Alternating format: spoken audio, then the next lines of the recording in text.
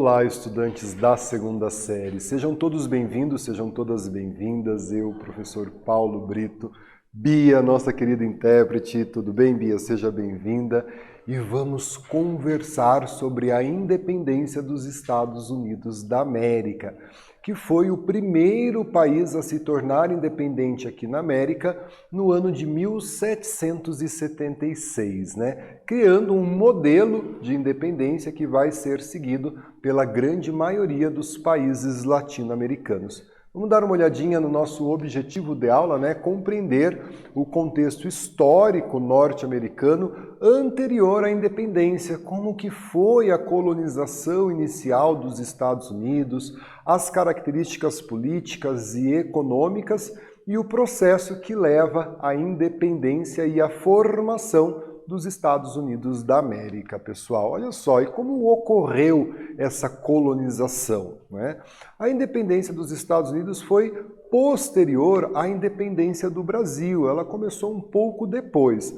A nossa, a chegada dos portugueses ali no ano de 1500 e o efetivo início da colonização a partir do ano de 1532, ali com a fundação da Vila de São Vicente por Martim Afonso de Souza. Os Estados Unidos um pouco depois, portanto, da nossa colonização, E ela vai ocorrer principalmente por meio de companhias colonizadoras, E de pessoas que fugiam, dos conflitos religiosos políticos da Inglaterra no século XVII. E o início dessa colonização se dá pela costa leste, a costa dos Estados Unidos, banhada pelo Oceano Atlântico, onde nós vamos ter a formação das 13 colônias iniciais dos Estados Unidos. Posteriormente, a gente estuda aí a expansão territorial dos Estados Unidos, a conquista de territórios ao oeste, o Far West, a conquista do território ali do meio oeste, a esse território mais ao sul dos Estados Unidos. Inicialmente, essas 13 colônias sendo fundadas por companhias de colonização e de pessoas imbuídas de uma ética protestante, muitos deles calvinistas, que procuraram aí nos Estados Unidos, no território dos Estados Unidos, um lugar para viver, para praticar as suas crenças religiosas, as suas crenças políticas, longe das perseguições e do conflito que ocorria na Inglaterra, não é mesmo? E essa, pessoal, foi a primeira bandeira adotada pelos Estados Unidos, E o que significa essas 13 faixas, Elas remetem às 13 colônias iniciais, a fundação dos Estados Unidos a partir dessas 13 colônias, e aqui essa bandeira, que remete aí um pouco à bandeira da Inglaterra. Então, esses elementos da bandeira dos Estados Unidos fazendo menção à sua história da colonização. E a Estátua da Liberdade, esse símbolo dos Estados Unidos, não é mesmo? Quando a gente fala Estados Unidos, a gente tem tantas coisas que nos lembram, que nos remetem à cultura norte-americana, além dos filmes, produzidos nos Estados Unidos, mas a Estátua da Liberdade, ali em Manhattan, Nova York, sendo um dos símbolos, Assim como o Cristo Redentor, o símbolo do Rio de Janeiro, do Brasil, a Torre Eiffel da França, o Coliseu em Roma, a Estátua da Liberdade, que foi um presente que os Estados Unidos ganhou da França no ano de 1886. E o que ela representa, Então nós vamos ter aí uma série de elementos que remetem ao iluminismo, Então a tocha, ela segura ali uma tábula com alguns inscritos, Então nós temos aí essa representação da liberdade, E nós temos aí réplicas dessa estátua, em algumas cidades do Brasil para marcar aí esse processo de independência, também utilizado, em outros momentos nas cidades do Brasil. E olha só essas características da colonização. Formaram-se, portanto, na costa leste, banhada pelo Oceano Atlântico, as 13 colônias, não é mesmo? E uma colonização, como nós vimos, efetuadas por companhias de colonização. E, principalmente, algumas dessas 13 colônias tinham um clima muito parecido com o da Inglaterra. e a Inglaterra não enxergava ali grandes possibilidades de exploração colonial. Então esses colonos gozavam de certa autonomia política, certa autonomia administrativa, né? Esses colonos buscavam, né, melhores condições de vida, de terras férteis aqui na América. E a maioria desses colonos eles eram protestantes, em grande parte calvinistas, que vieram para a América fugindo das perseguições religiosas do século XVII. E esses colonos calvinistas tinham aquela ética que era preciso enriquecer e assim conquistar o reino dos céus, né? Então essa ética protestante favorecendo o espírito e o desenvolvimento do capitalismo dentro das colônias. E a grande parte dessas colônias, elas eram autônomas, principalmente as colônias que estavam localizadas mais ao norte, né, a faixa aí mais ao norte dessas 13 colônias, porque não havia tanto interesse inglês em explorar essa região devido ao clima, ao que poderia ser produzido nessa região, também ser produzido na Inglaterra, não é mesmo? Aqui, essa representação dos Pilgrim's Fathers. Pilgrim's Fathers são os pais peregrinos da pátria, pessoal. São os colonizadores, né? Eles consideram os pais fundadores da pátria, que vão fundar aí as 13 colônias nessa representação dos Pilgrim's Fathers, não é? Então, como a gente viu, nessas colônias do centro-norte, predominavam as pequenas propriedades, o comércio e o trabalho assalariado. Já nas colônias mais ao sul, né, devido à produção latifundiária, principalmente da cana-de-açúcar, do algodão, o predomínio do algodão, a mão de obra escrava, o latifúndio, e voltada a essa produção, principalmente para o mercado externo, enquanto as colônias do norte tinham grande parte da sua produção voltada para o mercado interno. Então essa diferença que existiam entre as colônias do centro-norte e as colônias do sul, e que são diferenças que vão ser levadas também no processo de independência dos Estados Unidos. E aí o comércio triangular, pessoal, que era extremamente lucrativo para os colonos. Então, até o século XVIII, a Inglaterra ela tinha uma dificuldade em exercer o controle sobre o comércio das colônias. E se aproveitando dessas liberdades, as colônias criaram comércio com a África e as ilhas do Caribe. Então era um comércio que envolvia a produção de açúcar, o tráfico de africanos escravizados, a produção de rum, formando esse lucrativo comércio colonial, do qual a Inglaterra tinha pouco controle sobre a lucratividade deste comércio. E aí a gente chega na primeira atividade que diz o seguinte: por que que nós podemos dizer Brasil colônia? Nós estudamos Brasil colônia, né? Falamos, usamos o termo, mas a gente não utiliza esse termo para Estados Unidos colônia. Vamos refletir e escrever a resposta do nosso exercício e a gente faz a correção juntos.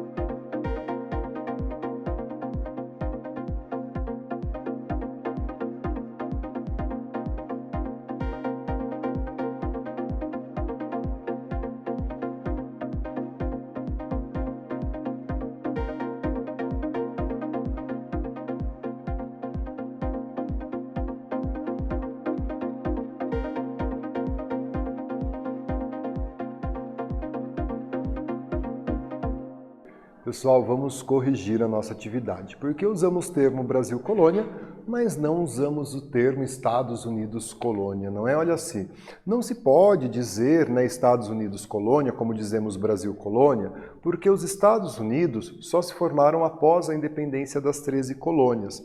Não se tratava de uma unidade. O que havia, de fato, no território norte-americano eram 13 colônias autônomas, diferente de um processo de colonização exploratório, como nós vimos aqui no Brasil, não é? E essas 13 colônias estavam localizadas na costa leste dos Estados Unidos, banhada pelo Oceano Atlântico. Olha só. E as tentativas do controle metropolitano inglês sobre a colônia dos Estados Unidos, né? Então ali, com a concorrência dos produtos norte-americanos no mercado externo e também com os efeitos negativos da Guerra dos Sete Anos, a Inglaterra decidiu aumentar os impostos sobre a sua colônia, o que vai, né, causar uma insatisfação desses colonos. Professor Paulo, o que foi a Guerra dos Sete Anos? Foi um conflito entre a França e a Inglaterra, mas essa guerra, esse conflito se desenvolveu na América, não lá na Europa. E a Inglaterra, ela saiu vitoriosa dessa guerra, obrigou a França, né, a entregar territórios como o Canadá, as Antilhas e a Índia.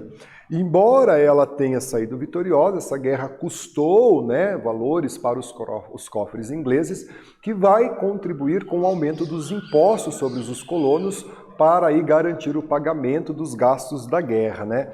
E a Guerra dos Sete Anos também possibilitou que os colonos tivessem acesso às armas e técnicas de guerra. Então os colonos vão ser armados pela Inglaterra, vão ser treinados pela Inglaterra e posteriormente eles utilizam essas técnicas e essas armas no seu processo de independência, não é mesmo? Aqui essa representação da Guerra dos Sete Anos, né, trazendo ali essa representação e com alguns elementos que nos remetem à história dos Estados Unidos, como a presença do indígena aqui também nessa representação, não é mesmo? E essas guerras travadas na América trouxeram uma maior presença do exército inglês. No século XVIII, a Inglaterra inicia o seu processo de industrialização. Nós sabemos, né, que a Revolução Industrial tem início na Inglaterra. E isso faz com que ela queira exercer, né, um maior controle colonial, porque passam a enxergar a colônia como fornecedora de matéria-prima para a sua industrialização, fornecedora de mão de obra barata e também de mercado consumidor para os produtos ingleses, não é? E nesse contexto todo nós temos a difusão das ideias iluministas que desejavam aumentar a autonomia dessas colônias. Então percebam as relações de poder, as relações econômicas, as relações sociais que tensionam aqui na América, propiciando assim o início desse processo de independência dos Estados Unidos. Todo esse contexto que vai levar a um processo de independência dos Estados Unidos da América, ainda no século XVIII, sendo o primeiro país da América a conquistar a sua independência. E aí a gente chega à nossa atividade. Então a gente tem um trecho ali, né, e diz o seguinte, esse trecho: os movimentos de independência das colônias americanas ganharam força à medida que as coroas europeias ampliaram a carga tributária cobrada sobre essas regiões, além de expandir o sistema de fiscalização que ali funcionava. No caso das 13 colônias, além dos impostos, qual outro motivo contribuiu para o início do processo de independência? Responda a atividade e a gente já faz a correção.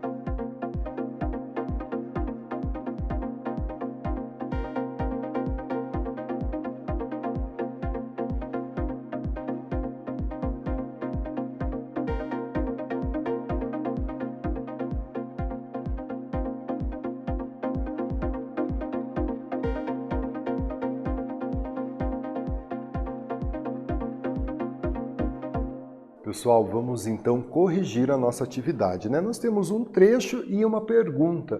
No caso das 13 colônias, além dos impostos, qual outro motivo contribuiu para o início desse processo de independência? Então, a gente traz, né, além dos impostos cobrados pela coroa britânica, os colonos se revoltaram contra a perda da autonomia que eles possuíam até então. O desejo da liberdade, lema do iluminismo, é um importante motivo do processo de independência das colônias, das 13 colônias que vão então formar os Estados Unidos da América, né?